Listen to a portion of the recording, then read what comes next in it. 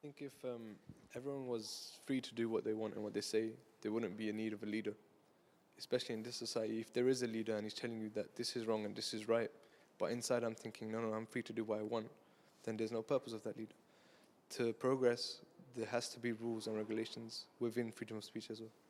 And yeah, go on, please. Like that. So just picking up on a couple of points raised there, and you touched upon regulation a bit earlier, which I'm not sure we've actually covered just yet.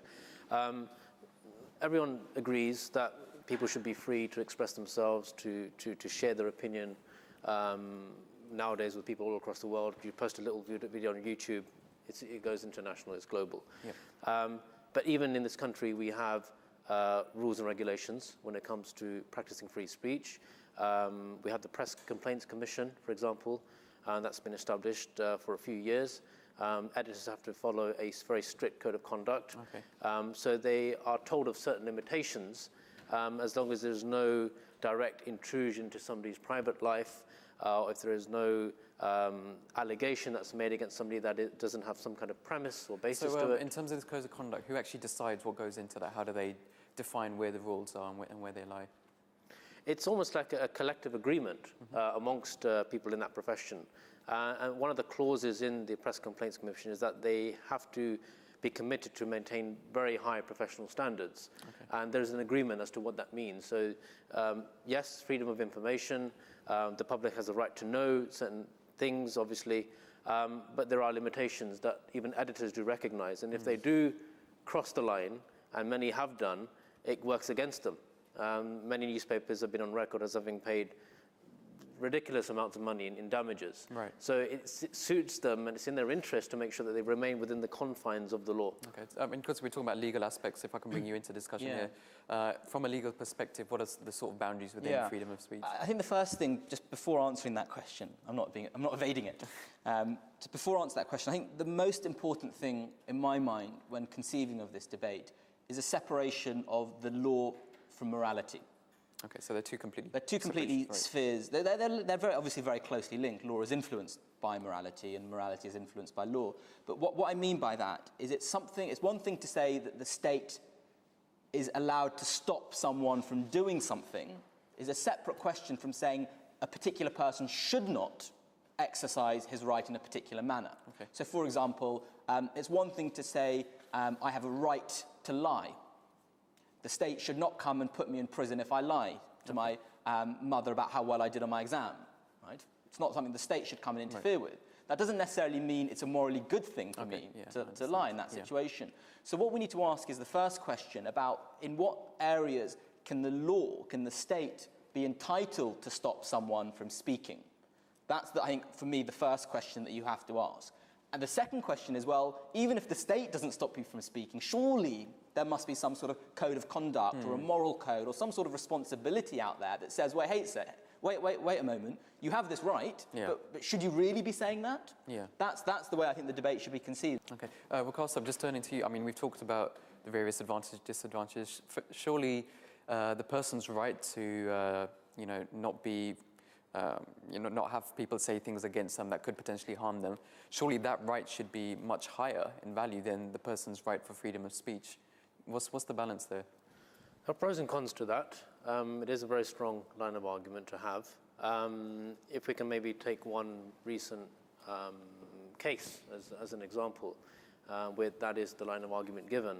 Salman Rushdie, very famous author, has written a number of books which are under the guise of being works of fiction, but even by his own admission, there are certain themes that he would promote which are clearly geared towards undermining Islam and the Prophet Muhammad sallallahu alaihi wasallam. Now, you could argue that as Islam does allow him, he has the right to say these things. He has the right to mock anything or anyone that he wants. Whether it's the right thing or not, whether it's the decent thing to do or not, as a rational human being is a separate matter. But for the state to not just to allow that to happen, but to celebrate his achievement, as he was. He was knighted for his literary works. Whether he would have been knighted if he'd spent an entire lifetime maligning the monarchy, I very much doubt.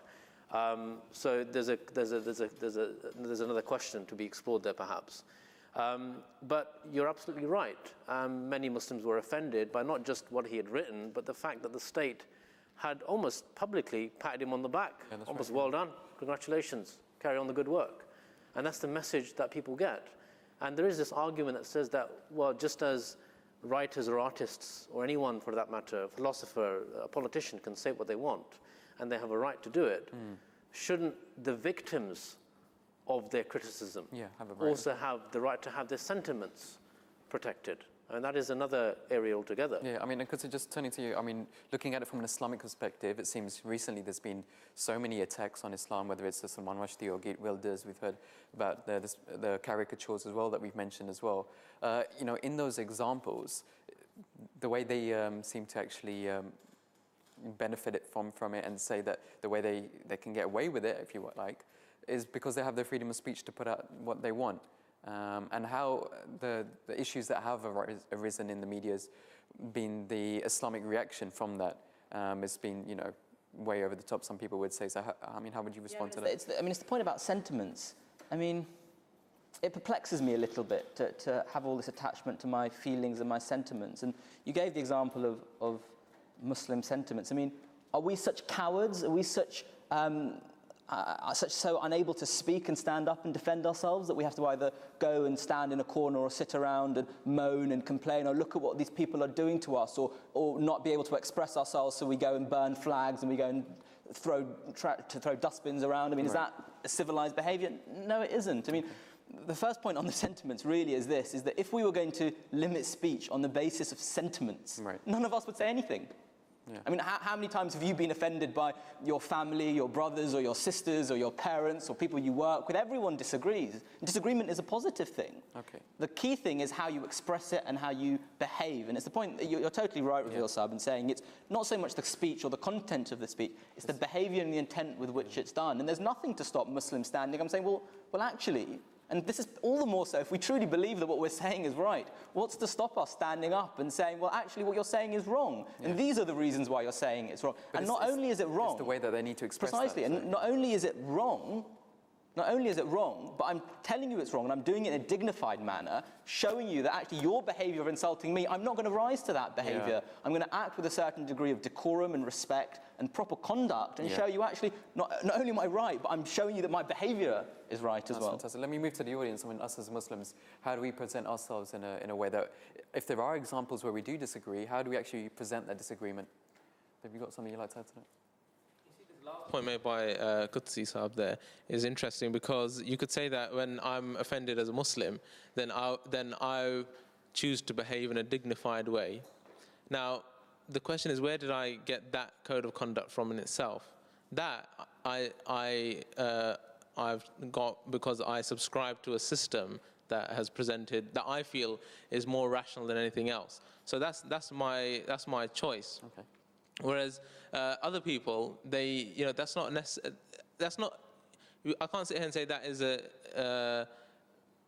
something that anybody can take on, because it depends whether they've had access to that information, what their feelings are, how that's been presented to them in itself. So the Muslims or whoever, if they react to Salman Rushdie or anything in a violent way or whatever, it's not a question of I'm trying to justify it, but it's a question of what do they understand about how they should act, who is actually educating them and how they should respond to these things. I just want to get some more views as well. Mansoor, what do you think about what we've been discussing and protecting people's sentiments and their feelings? Well, obviously, in terms of freedom of speech, one has to be obviously very careful of what has been said, because you would be obviously hurting somebody's feelings, somebody's belief.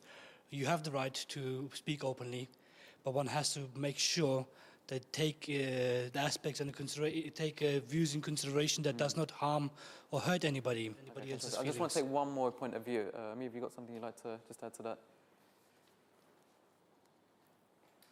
I wanted to just mention about the idea about truth and the fact that freedom of speech, from my own opinion, freedom of speech is about looking for truth. Right. You can have someone propagate something about somebody to a detriment, and the only way you can counter that is by in a dignified manner, expressing truth. And then the question comes, who defines what truth is when there are differing factors? And I think the gentleman next to me had a very good point, is that leadership of some sort needs to be in place. And from my own opinion, the only leadership that would be valid to be sort of the governing decision, or the governing body behind defining what the truth is to have a leader and to have a spiritual one. Okay. Question though. How do you choose who your leader is? You don't choose. No. I mean, if you're a person sitting in a country. Let's say there's 5 different leaders. How do you know which one? Well, you look at the actions that speak louder than their words, and you match the words that they say. So it's very important to look at what the person is propagating, as well as what the person is doing. Yeah. And the point that I'm trying to bring out there is that there's almost a danger with the leadership concept. I mean, I'm not taking away from it. There's a danger of saying, I have a leader and that's it. We've got to be very careful not to think, in my opinion, to say, well, you follow things blindly, right? Blindness is not a good thing. We all know that. We like our eyes. So even when there's leadership, you have to choose your leadership wisely in the first place. Some people are born into following a particular leader.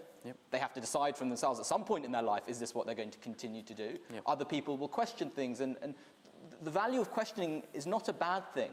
Questioning is a good thing, because, like we've said, it's only through questioning that you can discover new truths and new ideas, and that you can hold your own ideas stronger. That's why things should be questioned. I just need to stop the discussion there. We're just going to take a quick break.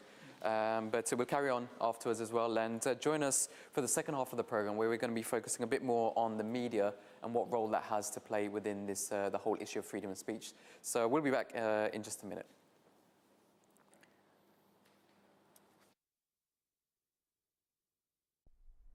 वक्त था वक्त मसीहा न किसी और का वक्त था वक्त मसीहा न किसी और का वक्त मैं न आता तो कोई और ही आया होता मैं न आता तो कोई और ही आया होता